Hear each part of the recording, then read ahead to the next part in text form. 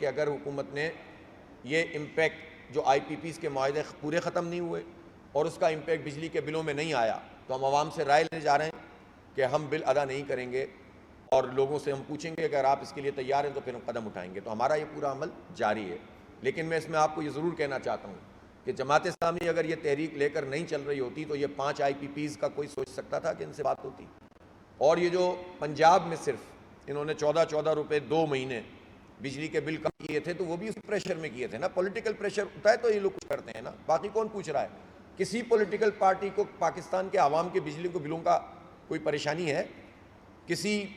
کسی اور ادارے کو یہ پریشانی ہے کہ پاکستان کے عوام اور تاجر اور صنعت کار ان کی بجلی کے بل جو ہیں وہ بڑھے ہوئے ہیں اور گیس کے بل اب پھر مزید بڑھ رہے ہیں؟ یہ درد صرف جماعت اسلامی کو ہی ہے اور پاکستان کے عوام کو ہے۔ تو ہم عوام کے ساتھ مل کر یہ تحریک لے کر چل رہے ہیں۔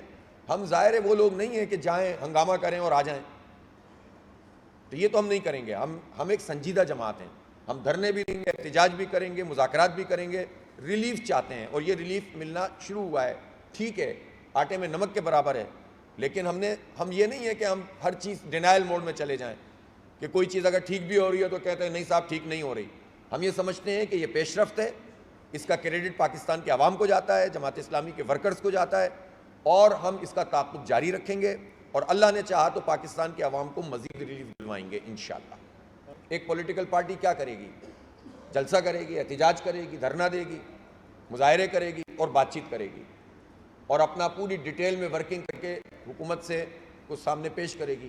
تو جماعت اسلامی ان تمام تقاضوں کو پورا کر رہی ہے۔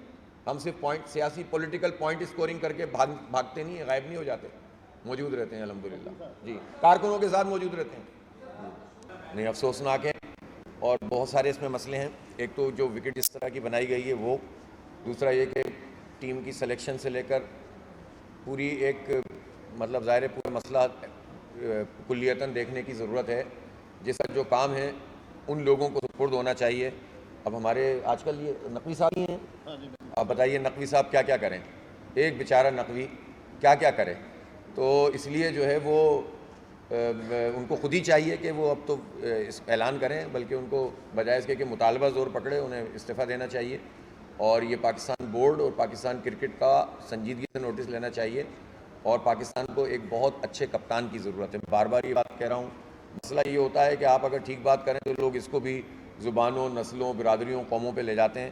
پاکستان کو اچھے کپتان کی ضرورت ہے، اور وہ اچھا کپتان ہی پاکستان کی ٹیم کو 2-3 سال ریبلڈ کرے، اور پھر اس کے بعد کسی یوتھ کے نئے لڑکے کے حوالے کرے، تب جا کے مسئلہ حل ہوگا۔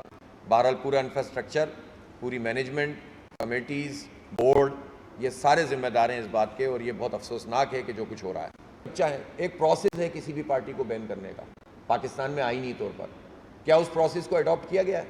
نہیں کیا گیا۔ تو نوٹیفیکیشن کے ذریعے سے آپ جو ہیں وہ کسی پارٹی کو اچانک سے کہیں، میں نے تو بہت وضاحت سے بات کی ہے، پشتون موومنٹ ہو یا کوئی بھی ہو، اس کو یہ اختیار حاصل نہیں ہے کہ وہ پاکستان کے خلاف کوئی بات کرے، اور یہ حکومت کی ذمہ داری بھی ہے کہ اس کو انشور کرے۔ اس کے بے شمار طریقے ہوتے ہیں، انگیج کرنا ہوتا ہے، بات کرنی ہوتی ہے، پھر جو ایشوز ہیں ان کو ایڈریس کرنا ہوتا ہے۔ صرف سنگل ٹریک تو نہیں ہوتا کہ بس آپ یہ دیکھیں کہ ایک پارٹی یہ بات کر رہی ہے آؤ چل دیں۔ بے شمار مسائل ہیں، ان مسائل کو ایڈریس کرنا پڑے گا، لیکن ہم بہت واضح طور پر کہنا چاہتے ہیں کہ کسی کو بھی اس بات کا حق حاصل نہیں ہے کہ وہ پاکستان دشمنی کا اظہار کرے، لیکن کسی حکومت کو بھی یہ حق حاصل نہیں ہے کہ انسانوں کے اوپر سیدھی گولیاں چلائے۔ سر، میرا نام حافظ نعیم الرحمان ہے، اور جس سے متعلق سوال ہے اس سے کریں آپ۔ میں نے تو بہت واضح طور پر یہ بات کی ہے کہ ہم اس آئینی ترمیم کو کلیتاً مسترد کرتے ہیں۔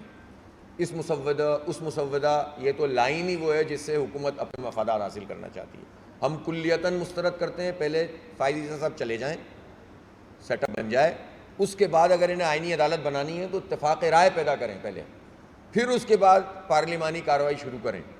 ابھی کیا قیامت آ گئی ہے کہ جس میں ایک شق پہ بات کرنی ہے دوسری پہ نہیں کرنی کبھی؟ تو یہ تو میں سمجھتا ہوں کہ انگیج ہی نہیں کرنا چاہیے، کسی کو کلیتاً مسترد کر دینا چاہیے۔